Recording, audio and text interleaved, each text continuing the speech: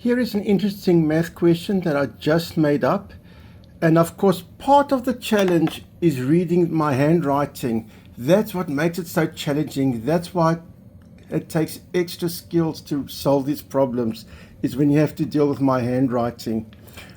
Well, despite my handwriting, this is the question. We have 77 balls that must be placed into two boxes, and the ratio between the boxes is in a ratio of 3 to 4. What that means is, for every 3 balls in the one box, we have to have 4 balls in the other box. The question being, how are we going to distribute the balls? How many in each box? And I forgot to write down the actual question.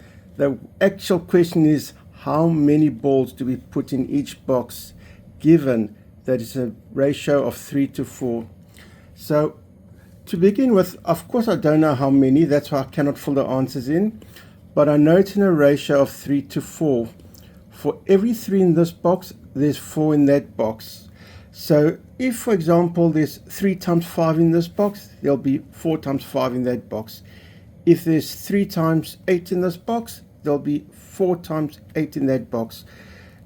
It's 3 times something in one box and 4 times that same amount in the other box, if it's in a ratio of 3 to 4.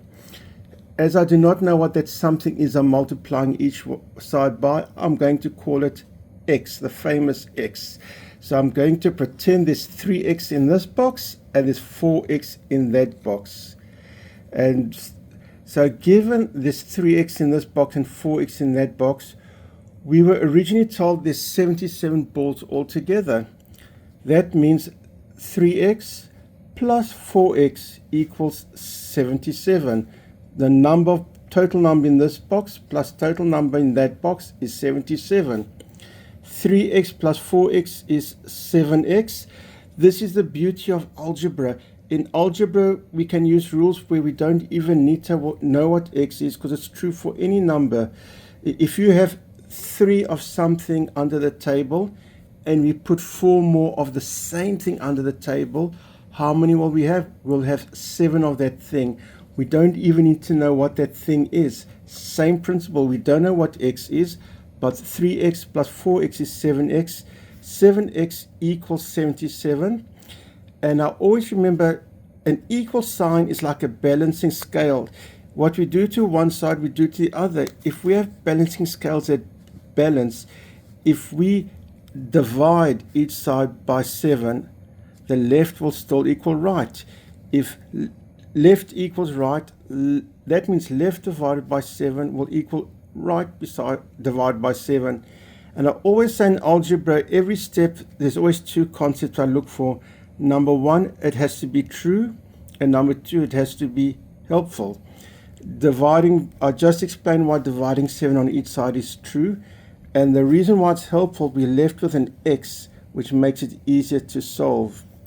You see, if, let's say, instead of dividing by 7, I multiplied each side by 8. That would be true, absolutely true, but it's not going to be helpful. It'll make the question more tricky and more difficult. Whereas dividing each side by 7 isolates at x. 7x divided by 7 is x. 77 divided by 7 is 11.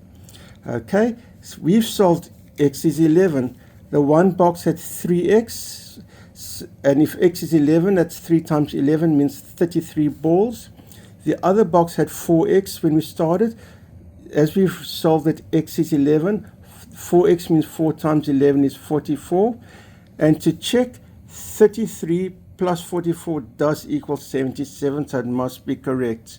So the boxes have 33 balls in the one box and 44 balls in the other box respectively, and that's the answer to the question.